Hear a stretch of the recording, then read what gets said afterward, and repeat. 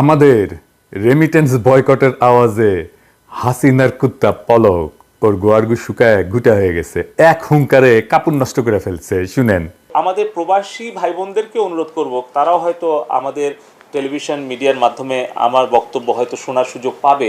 তারা রেমিটেন্সটা পাঠাবে, তাদের রেমিটেন্সটা অর্থ পাঠানোর যেন ব্যাংকে কোনো সমস্যা না হয়, তার জন্যই কিন্তু আমরা আমাদের ব্যাংকিং এবং যে কমার্শিয়াল যে এরিয়াগুলো আছে এগুলোকে প্রাধান্য দিচ্ছি। ফলে আমরা দিচ্ছি ধরেন ব্যাংক পাড়া, আমাদের কূটনৈতিক পাড়া, আমাদের বাণিজ্যিক এলাকা এবং মিডিয়া এলাকা। সো এই ধরনের কর্মকাণ্ড কিন্তু পরিকল্পিতভাবে করা হচ্ছে আমাদের প্রবাসী কর্মী ভাই বোনদের বিরুদ্ধে, ষড়যন্ত্র হচ্ছে। শুধু আওয়াজ দিছি তাতে এই অবস্থা, তাইলে শুরু করলে কি হবে বুঝেন? শুরু করে দেন, পলক শেখ মুজিবকে ছাইরা আপনারা আব্বু ডাকবে। এবার আসেন আর্মির প্রসঙ্গ। আপনারা যারা আমার ভিডিও দেখেন তারা দেখছেন যে আমি আর্মি সম্পর্কে একটা খুব সফট অবস্থান নিতাম, ডরে না করলে পিনাকি কোথা তালা ছাড়া আর কাউরে ডরায় না, বরং আর্মি আমারে ডরাইতে পারে। আমি আর্মির প্রতি কেন সফট ছিলাম তার কারণ আমি ব্যাখ্যা করছি আপনাদের মনে না আছে কিনা জানি না। এই যে এই ভিডিওতে ওই যে 12 ফিল্ড আর্টিলারির এক সৈনিক মালিক ভাইয়ের গল্প বলছিলাম। এর আগে আমি অনেককে দেখছি যে আমার ঘনিষ্ঠ প্রিয়জনদেরকেও আর্মি নিয়ে আমি কিছু কইলে কিছু লিখলে ফেসবুকে রাগ করতে দেখছি আমার সাথে। বাংলাদেশে তো একসময় আর্মি নিয়ে কিছু কই যেত না, কিছু হইলেই ওই একটা বাক্য ইউজ করতো কিন্তু ওরা, হ্যাঁ, টেকেন টু টাস্ক, মানে কাউরে ধরে পেটাবে আর্মি। হ্যাঁ, মানে কারো কিছু অপছন্দ হইলে সে কয় যে he should be taken to task. যাই হোক, আমাদের আর্মি নিয়ে পুতু পুতু আচরণের জন্য একেবারে গেছে স্পয়েলড হইয়া, বাচ্চারা যেমন স্পয়েলড হয়ে যায়, এই আর্মি ইনস্টিটিউট হিসেবে স্পয়েলড হয়ে গেছে। 111 করে যে ইন্ডিয়ার হাতে তুলে দেওয়া হয়েছে বাংলাদেশকে, 111 কে করছে? আর্মি তো না। 2018 সালে স্ট্রাইকিং ফোর্সের নামে পাহারা দিয়ে নৈশভোট করতে দিছে কে? আর্মি তো। হ্যাঁ, এটা বিবিসি রিপোর্ট দেখায় আপনাদেরকে। হ্যাঁ, ভোটাররা ভোট দিতে গেছে, তাদের ধরে মারপিট করতেছে আওয়ামী গুন্ডারা, তারা ছুটে গেছে সাহায্যের জন্য সেনাবাহিনীর টহল দলের কাছে। তারপরে তারা কি করে চম্পট দেয় দেখেন।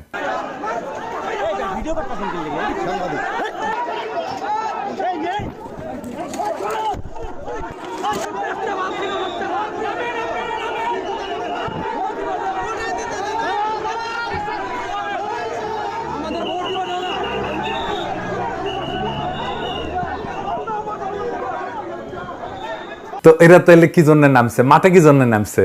গাড়ির তেল কেন খরচ করছে? এই ট্রুপস নেই কেন নামছে? ওই ঘটনা, ওইটা দেখার পরে এই সেনাবাহিনীর উপরে মানুষের রেসপেক্ট, ভালোবাসা সব গেছে, 50% চলে গেছে। আর এখন এইবার বাকিটা গেছে। হ্যাঁ, আমরা আরো ভালো করে যাওয়ার ব্যবস্থা করে দেবো। তো লজ্জা লাগে না ভাই যান আপনাদের? ইলেকশনের আগে সে কি রোয়া ভ্যান করবো ত্যান করবো। হ্যাঁ, আপনারা ভোট দিতে আসেন, অমুক করেন তমুক করেন। দেখেন, পরিকল্পনার কথা করছে ইলেকশনের আগে। পরিকল্পনা কি? হ্যাঁ, বলছেন পরিকল্পনা কি? 299টি আসনের জন্য আমরা বেসিক্যালি প্রিপারেশন নিচ্ছি। আমাদের কন্ট্রোল রুমে যেটা কাজ হবে, আপনারা এই যে ম্যাপ দেখতে পাচ্ছেন আসন ভিত্তিক প্রার্থীর পরিসংখ্যান, এই ম্যাপটাতে আছে হলো গিয়ে আমাদের কোন জায়গায় কতগুলো প্রার্থী আছে, স্বতন্ত্র প্রার্থী এবং অন্যান্য প্রার্থী যারা আছে। এবং এখান থেকে আমাদের বেসিক্যালি যে কাজ হবে, এই ম্যাপ থেকে যদি আমি সরাসরি অন্য একটা ম্যাপে চলে যাই, যেমন আপনারা এখানে দেখবেন র্যাপিড অ্যাকশন ব্যাটালিয়ন, র্যাব। পুরো বাংলাদেশের র্যাবের যতগুলো ব্যাটালিয়ন আছে, কোন কোন জায়গায় তারা ডিপ্লয়মেন্ট আছে, এবং এখানে র্যাবের সিও এবং কমান্ডিং অফিসার যারা আছে তাদের নাম্বার দেওয়া আছে। আমরা সরাসরি তাদেরকে এখানে হিট করতে পারবো যে কোনো ধরনের কোনো যদি অনাকাঙ্ক্ষিত কোনো সিচুয়েশন চলে আসে।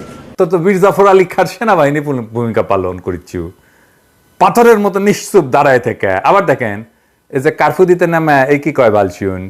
বিভিন্ন স্থাপনে আমরা যখন গিয়েছি, ওখানে যারা ছিলেন তারাও এক বাক্যে বলেছেন যে এখানে স্যার কোনো শিক্ষার্থীরা ছিল না, সমস্ত যা করেছে এটা একটা দুর্বৃত্তায়নের যারা সাথে জড়িত, দেশকে যারা নিশ্চিহ্ন করতে চায় তারাই করতে চেয়েছে। সেই পরিপ্রেক্ষিতে আমরা দেশের সম্পদ রক্ষার্থে আমরা নিয়োজিত হয়েছি এবং আমাদের সম্মানীয় সেনাবাহিনীর প্রধানের নির্দেশে আমরা এই দুর্বৃত্তকে সমূলে মানে নির্মূল করার জন্য যা করা প্রয়োজন আমরা সেটা করছি। আপনারা দেখছেন যে দেশের এখন জনমনে একটা স্বস্তি, অলরেডি 72 আওয়ার্স আমরা পার করেছি এবং জনমনে স্বস্তি এসছে। স্পষ্ট ভাষায় আমরা বলতে চাই যে বাংলাদেশ সেনাবাহিনী অত্যন্ত সুশৃঙ্খল একটি প্রশিক্ষিত পেশাদার বাহিনী। আমরা আমাদের কার্যপরিধি সম্বন্ধে আমরা জানি এবং যে উদ্দেশ্যে আমরা এসেছি যে দুর্বৃত্তদেরকে নির্মূল করা এবং জনমনে স্বস্তি ফিরে নিয়ে আসা, সেটা আমরা ইনশাল্লাহ পুঙ্খানুপুঙ্খভাবে করব এবং জনমনে দ্রুতই স্বস্তি ফিরে আসবে বলে আশা করি। শুনেছেন, দুষ্কৃতিকারী নাকি আমাদের ছেলেরা? কয় ওরা শিক্ষার্থী না তো সারা দেশে মায়েরা বাবারা নামছে না? এই যে রিক্সাওয়ালার ছেলেটা তো মারা গেছে। আমি হলে কি করবো রে? আমি হলে কি করবো? সন্তানটা গেছে কেমইরা? ওরে আল্লাহ, ওরে আল্লাহ রে, আমার বাসা দিয়ে আমরা আমার গোলাটা রে বাইরে লাইছে রে ভাই। নাম্বার আছে, ওর পিছনে নাম্বার আছে নাকি? আল্লাহ রে, ফোন দেওয়ার নাম্বার ও আছে। আল্লাহ রে, আমার গোলাটা রে ওই নাম্বারে ফোন দেন। তো সে নামবে না? ছেলেগুলি খেলে ছেলের নিরাপত্তার জন্য সে নামবে না? সে দুষ্কৃতিকারী হয়ে গেল? হ্যাঁ, ফাজলামি সুদা। এই বলছেন দেখ, এই যে ছাত্রলীগ পুলিশের সাথে থাইকা রাস্তায় রাস্তায় গুন্ডামি করেছে, আর পুলিশ পাহারা দিচ্ছে, এটা দুষ্কৃতিকারী না? হ্যাঁ, রাস্তা রাস্তায় অস্ত্র হাতে কারফিউর মধ্যে ছাত্রলীগের টহলের ভিডিও আছে, এগুলো দেব আস্তে আস্তে। ফাজলামি করো জনগণের সাথে, হ্যাঁ, বালচুনের বাচ্চা বালচুন। এবার আসেন আর্মির অপরাধ কি এটা দেখি। আর্মি 3টা মারাত্মক অপরাধ করেছে। তারা জাতিসংঘের লোগোযুক্ত হেলিকপ্টার আর আর্মার্ড পার্সোনাল ক্যারিয়ার ইউজ করেছে। এটা সে পাইছে জাতিসংঘের সাথে হওয়া একটা কন্ট্রাক্টের অধীনে, যা শুধুমাত্র জাতিসংঘের ম্যান্ডেট পাওয়া অপারেশনে ব্যবহার করার জন্য। তো এটা কি জাতিসংঘের ম্যান্ডেট পাওয়া অপারেশন ছিল এই কারফিউ, হাসিনার কারফিউ? এটা কি জাতিসংঘের ম্যান্ডেট নিয়ে করা? মিনিমাম প্রফেশনালিজম যদি থাকতো এই কাজ কেউ করে না। এই মাথার মধ্যে বুদ্ধি, এই যে কয় না বুদ্ধি হাঁটুত, হাঁটুত না তো করে গোড়ালিত গ্যাস হ্যামসে বুদ্ধি মাথাত। এই ঘিলু নিয়ে আর্মিগিরি করো, হ্যাঁ? তো হাতে তো বন্দুকি দেওয়া উচিত না। মাথার যদি এইরকম এই লেভেলে বুদ্ধি থাকে, ওটা যে নেওয়া যাবে না, এই বুদ্ধি কারো মাথাতে আসলো না। এই হেডম নিয়ে আর্মিতে চাকরি করো, তো জাতিসংঘকে আমরা ছেড়ে দিব? হ্যাঁ, জাতিসংঘের মহাসচিবের নামে মামলা করে দিব যদি কোনো ব্যবস্থা না নেয়। হাউ কাউজা লাগাবো ওরা কল্পনা করতে পারতেছে না। 2 নাম্বার, দেখা মাত্র গুলির অর্ডার গ্রহণ করছে, এটা করতে পারে না। 3 নাম্বার, সে গুলি ছুটছেও, বিশ্বাসযোগ্য প্রমাণ আছে, আমার কাছে ভিডিও আছে, আজকে দিলাম না, টাইম লাগবে। সেই জন্যে আর্মি বারে বারে জনগণের বিরুদ্ধে দাঁড়াইতেছে। আর্মি একটা বিজ্ঞাপন করে না, আমি কে? হ্যাঁ, এ শুনেন না, শুনেন। হ্যাঁ, আমি কে? আমি একজন গর্বিত সৈনিক। আমি অজেয়কে জয় করব। আমার কাছে পরাজয়ের কোনো স্থান নাই। সবাই যেখানে থমকে দাঁড়ায় আমি সেখান থেকে শুরু করি। আমি সব সময় শুনেছেন?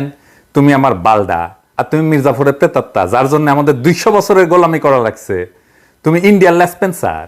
মইনুল আহমেদ তার চাকরি বাঁচানোর জন্য প্রণব মুখার্জির পা ধরেছিল। আর 111 ঘটা বাংলাদেশকে ইন্ডিয়ার হাতে বানাইছে, তুলে দিছে কে? ইন্ডিয়ার উপনিবেশ বানাইছে কে? আর্মি তো। তুমি হইতেছে সেই বাহিনী যে 2টা জিনিস ঠিক থাকলে সব ঠিক, প্যাট আর স্যাট। তাহলে তোমরা কেন রেসপেক্ট করবে বা পাবলিক? তার তো কোনো কাজে আসো না। শাসকের যেটা খুশি সেই নির্দেশ পালন করাটা যখন তোমার আদর্শ, তাহলে আমরা যখন শাসক হয়ে উঠবো আমাদেরও আদেশও এইভাবে মানবে। Case finish. হ্যাঁ, তো তোমাদের সাথে আমাদের কিসের খাতির? কোনো খাতির নাই। তুমি চাকর, আমরা মনিব হয়ে থাকবো। তো এখন আমরা কি করব?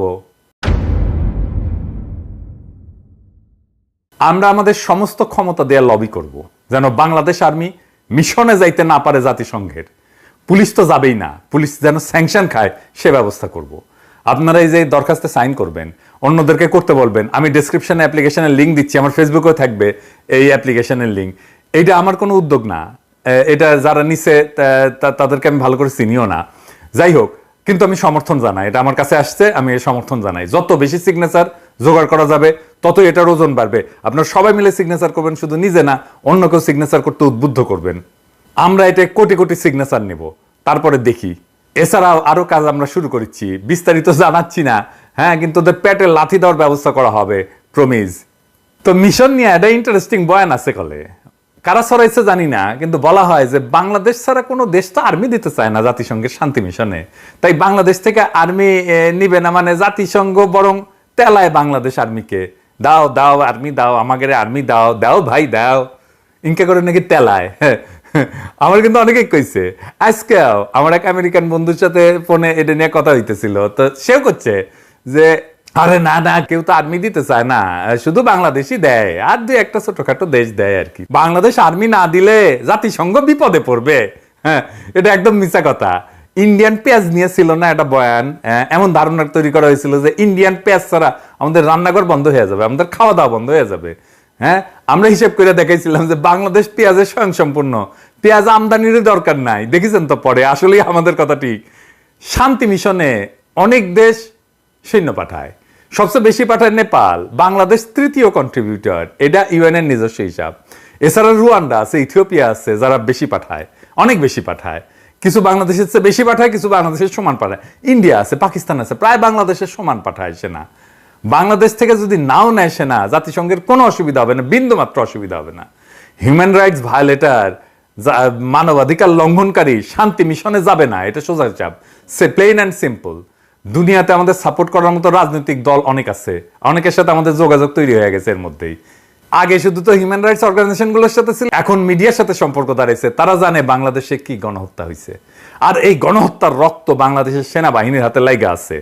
এই ক্যাম্পেইন চলবে সারা দুনিয়ায়। আর একটা কথা কয়ে দিই, প্রিয় সেনাবাহিনী, হ্যাঁ আপনাকে বাংলাদেশ মুক্ত করার জন্য যদি একটা মুক্তিবাহিনী গড়ে ওঠে, ফাইট কইরা তাদের বীরত্বের সঙ্গে টিকতে পারবেন না। হ্যাঁ, ওই কুকি চিনের সাথে পারেন না, আর এই উদ্দীপ্ত তারুণ্যের সাথে আপনি কেমনে পারবেন? খুব কাছে মায়ানমারের উদাহরণ কিন্তু আছে। হাসিনা যদি ক্ষমতায় টিকে থাকে, তাহলে বাংলাদেশ ওইদিকে যাবে, লিখে রাখতে পারেন।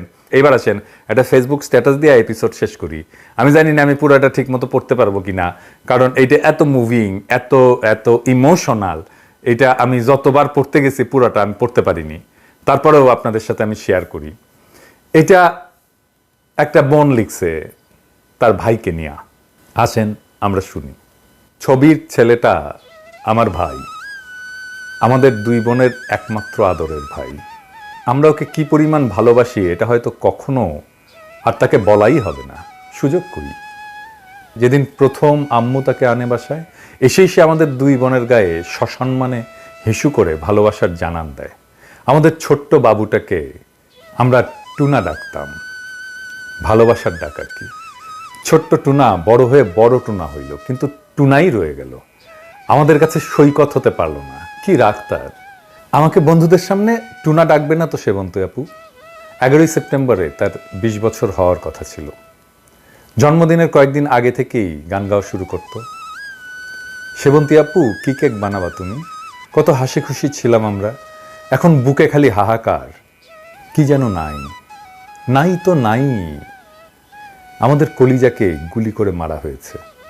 আমার ফুলের মতো ভাইটাকে ঠান্ডা মাথায় টার্গেট করে মাথায় গুলি করা হয়েছে। বাবার কাছে ছেলের লাশের চেয়ে ভারী এই পৃথিবীতে কিছু আছে? বিচার কাকে দেব? আল্লাহর কাছে দিলাম। আমার আল্লাহ কখনো কারোর সাথে অবিচার করতে পারে না। হাসরের ময়দানে বিচার করবে আমার আল্লাহ। আমি জানি না আমরা আর কখনো মন খুলে হাসতে পারবো কিনা, ওর পছন্দের কিছু খাইতে পারবো কিনা, কখনো সত্যিকারের ভালো থাকবো কিনা, কিচ্ছু জানি না। শুধু জানি আমার ছোট্ট ভাইটা নির্দোষ। সে ছোট্ট একটা বাচ্চা ছেলে যে বীরের মতো বন্ধুকে বাঁচাতে গিয়েছিল। কারণ এটাই তার পারিবারিক শিক্ষা যে কাউকে বিপদে দেখলে সাহায্য করতে হয়। কখনো আর ভাইকে দেখতে পারবো না, জড়িয়ে ধরতে পারবো না, গালে কপালে জোর করে চুমু দিতে পারবো না, আর কখনো বলতে পারবো না টুনা কয়েল ধরায় দে, টুনা পানি দে। আমার ভাই শহীদ। শুক্রবার দিন দুপুর 3:37 আমার ভাইয়ের মাথায় গুলি করা হয়েছে। মুসলমানদের জন্য শুক্রবারের মৃত্যু হচ্ছে স্বপ্ন, আর তার উপরে মহররম মাস। জান্নাতে সবুজ পাখি হয়ে ঘুরে বেড়াচ্ছে আমার ছোট্ট বাচ্চাটা। আমরাও অপেক্ষায় আছি কবে পাখির সাথে দেখা হবে আবার। বিশেষ দ্রষ্টব্য, সবাইকে জানাতে চাই আমার ভাই শহীদ, ও নিষ্পাপ। সবাইকে জানাতে চাই সে কখনো কারো ক্ষতি করেনি। মোহাম্মদপুর স্কুলের ছাত্র, কি নিষ্পাপ ছেলেটা। মেয়েটা একটা ভিডিও দিয়েছিল কয়েকদিন আগে, লিখেছিল বেরু করতে যাই। ছেলেটার শেষ ভিডিও। এমন হাজারো গল্প আসবে, আমরা জানি। আমাদের সন্তানদের যারা এইভাবে হত্যা করেছে তাদের ক্ষমা নাই, কেউ থাকুক আর না থাকুক। আমি একা ধারায় ওদের জান কালা কালা করে দেব, এটা দেশবাসীর কাছে আমার শপথ। শেখ হাসিনার এই বর্বর শাসনের অবসানের আগে আমরাও জিরাবো না। ইনকিলাব জিন্দাবাদ।